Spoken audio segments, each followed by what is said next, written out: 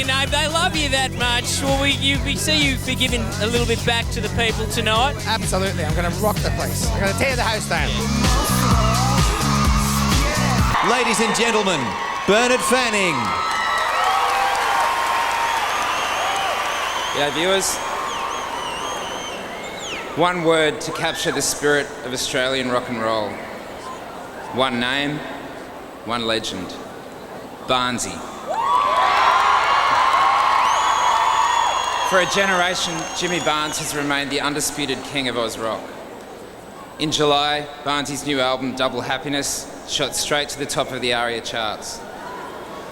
21 years on from the start of a remarkable solo career, 21 years since Barnsey's first solo album went straight to number one.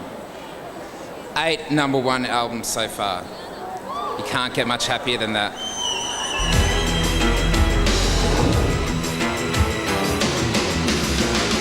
Australian rock and roll royalty, that's what Barnsey is. Before Barnsey went solo, there was Cold Chisel. Sat in a car when I was about 13 or 14, and All Right Now by Free and then Black Light by Deep Purple came on back to back on the radio, and I went, that's it, I'm getting in a band, you know. My younger brother said to me that there was this band called Cold Chisel that was really good. They had this young kid out the front that was just, had this most awesome voice. They produced 5 classic studio albums and played thousands of shows across the country. Towards the end of Cold Chisel, we all had the feeling in the back of our heads that, you know, that things had hit the top and were starting to slide down. But at the end of '83, Cold Chisel were gone. Jimmy went solo, he had a new manager and a new record label. Sue and I were first playing up to Barrel, and from that first night, he decided that he wasn't going to muck around, and we had a solo album out, and it was number one within 12 months. Jimmy followed this with another 5 chart-topping albums in a row. Meanwhile, behind the scenes, there was another side to the rock star, Jimmy the family man. It's great being married to Jimmy. I mean, not because he's Jimmy Barnes, a great rock singer or anything like that, but just for who he is. It was a very natural thing for the kids to be raised in a musical environment. It was pretty unusual touring with him when we were kids and stuff. I mean, from the time I was born, I've been sleeping at the side of stage in road cases and stuff, you know. The 90s arrived and the hits kept coming. Barnsey shocked his fans and released an album of soul covers. It would go on to become one of the biggest selling Australian albums of all time, and collaborations galore followed. His love and true affection for all the other types of genres of music is what makes him so interesting and colourful. It was also time for Barnsey to deal with some of his demons. Prior to 4 years ago, I don't think you could count the amount of gigs I did sober or straight on one hand. Deep down, he's probably been really proud of himself, dealing with his addiction, and despite all the triggers and everything, but of the life of rock and roll. You know, I feel really lucky to have come out the other end of it with, you know, with my sanity intact. The one thing that I always knew would happen was that there was no way known Jimmy Barnes wasn't going to go number one again. Barnsey was back with this year's platinum release of Double Happiness. Getting the opportunity to work with all my kids on this last record is probably one of the best things I've ever done. Since he's been straight and everything, his voice is just getting stronger and stronger and stronger. He's one of the greatest rock singers of the 21st century, without a doubt. He's very pure. He's, you know, what you see is what you get with Jimmy. He's just absolute music royalty to me. I don't know anybody who deserves what he's getting to do more than what he does.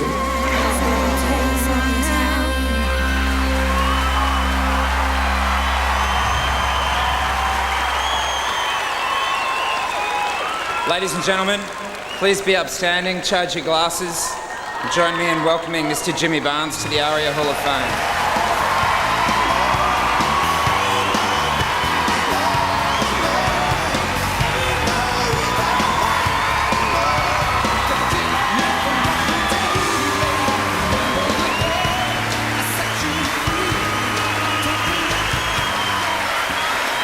Thank you so much.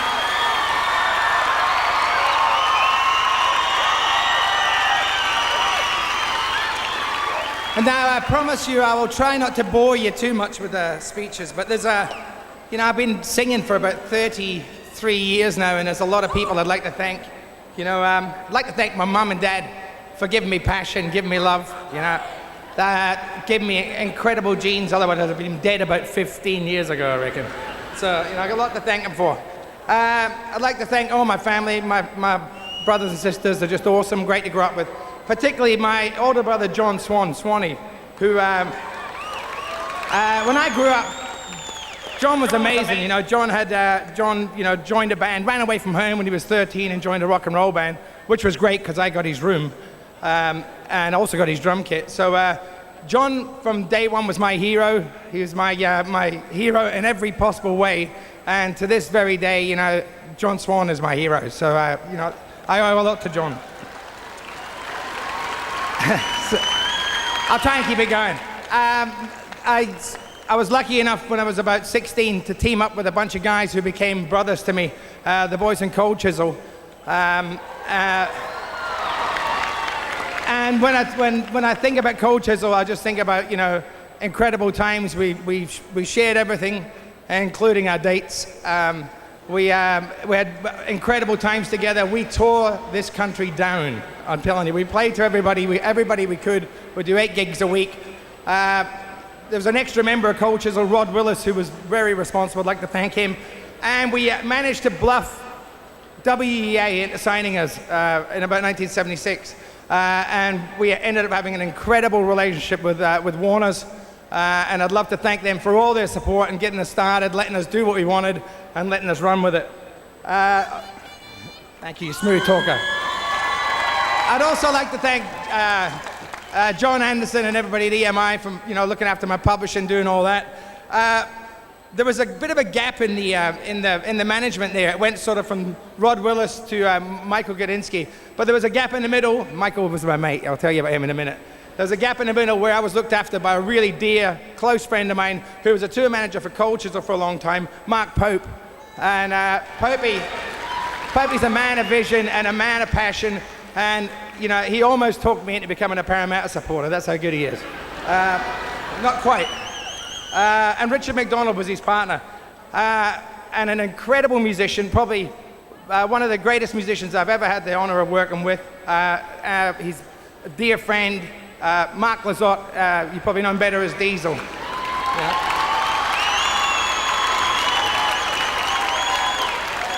My current band, you know, Danny, Warren, Dario, Christian, Jackie, my son, Clayton and Lockie, who both all play keyboards with me, Tim Gaze, David Leslie, who's played guitar. They're all awesome.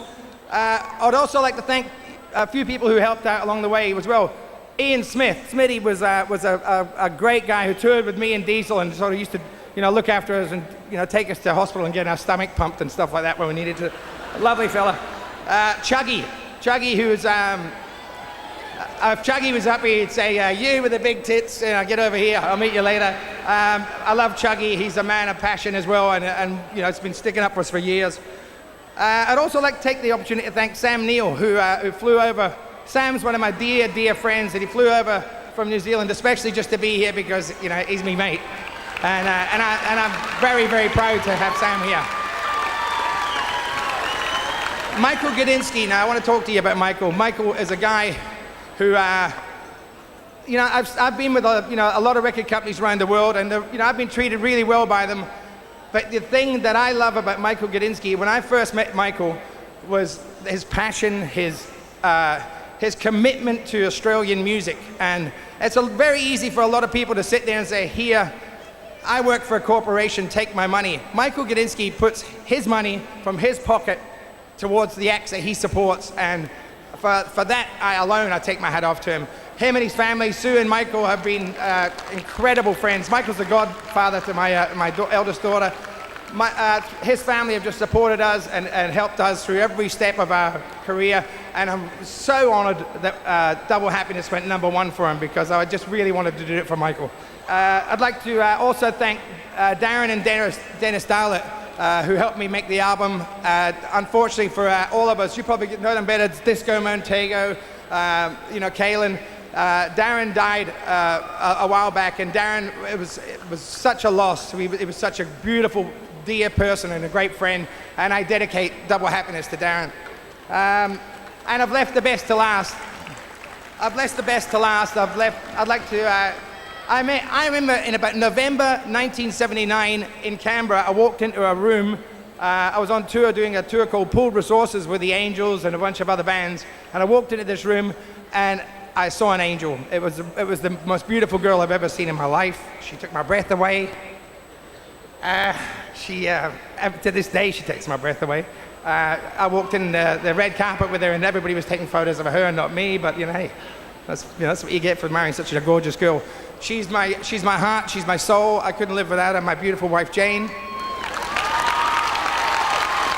and I love you dearly. And I'd also really like to thank my kids. My kids have been, I got to tell you. I reckon in my heyday, I probably destroyed half of Bolivia. And I really like to thank my kids for not divorcing me and putting up with me. They're over here. I love them all dearly. They help me with Double Happiness. They all feature on Double Happiness. Hopefully, they're all going to tear off into their own careers so that I can kick back and and plan how I'm going to try and get a third Arias for Hall of Fame. And I'd also like to thank everybody in the industry, and especially all the punters here, because I've got to tell you, the best years of my life have been spent rocking in Australia, rock and roll in Australia, anywhere.